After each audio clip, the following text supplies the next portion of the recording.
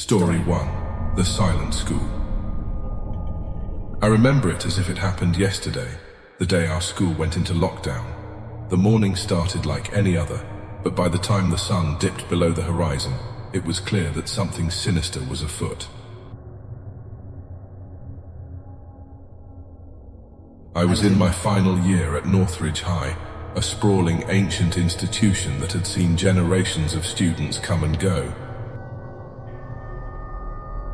The day had been ordinary, mundane even, until the announcement crackled over the intercom. "Lockdown procedures are now in effect," the principal's voice trembled. "This is not a drill." Panic gripped the classroom. We huddled together, praying for safety, not knowing what was happening outside those four walls.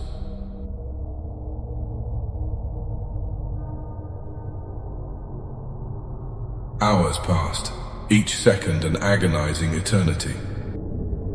The teachers seemed as clueless as we were, the fear in their eyes mirroring our own.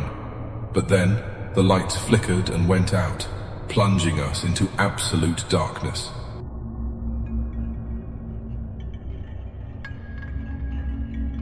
Whispers of terror danced around us as we clung to each other, helpless.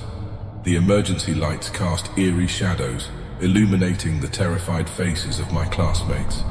That's when we heard it, a distant, haunting melody. A music box, delicate and sweet, its tune twisting with something sinister. The sound drew nearer, echoing through the empty hallways, but there was no one to be seen. It was then that I realized the lockdown was not meant to keep us safe.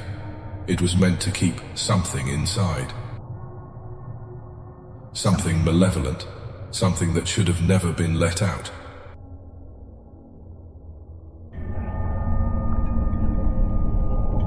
We cowered in that classroom, the music box's tune growing louder, until it felt like it was right outside our door.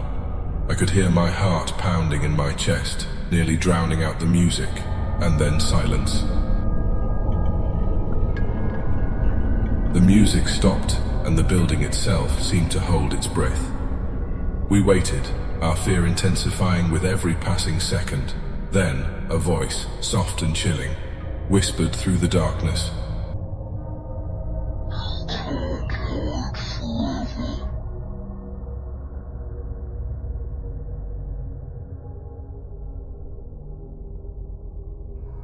Story 2.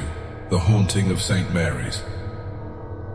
St. Mary's School had always been steeped in legends and rumors of the supernatural, but nothing could have prepared me for the horror that unfolded on the day of the lockdown. It started as a routine drill. We filed into the designated areas, teachers solemnly counting heads. But as the minutes stretched into hours, unease crept through the student body. The principal's voice crackled over the intercom. "Please remain calm. This is not a drill. We are under lockdown due to a security threat." Tensions escalated, whispers of fear rippling through the gymnasium. Our eyes darted around, searching for answers, but the teachers appeared just as bewildered as we were. Then, an unexpected chill swept over the room. It was as if an icy hand had caressed my neck. Others felt it too, judging by the shivers that ran through the crowd. And in that moment, the lights flickered and died, plunging us into darkness.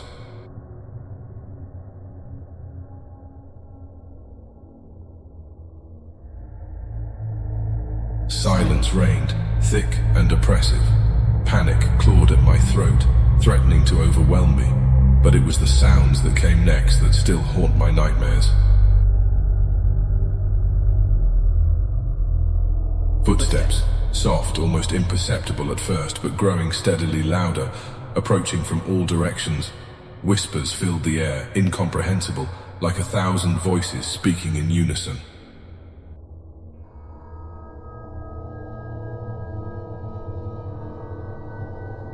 In the pitch-black gym, my classmates and I huddled together, trying to remain invisible. But the footsteps drew closer, and I felt a presence. An unseen entity glide past me, its cold breath chilling my skin. Then, a voice, cold and lifeless, murmured right next to my ear. Why did you lock us in? That's when I realized the horrifying truth. We weren't alone in the darkness. The school was haunted, and whatever malevolent spirits resided here were not pleased with our intrusion.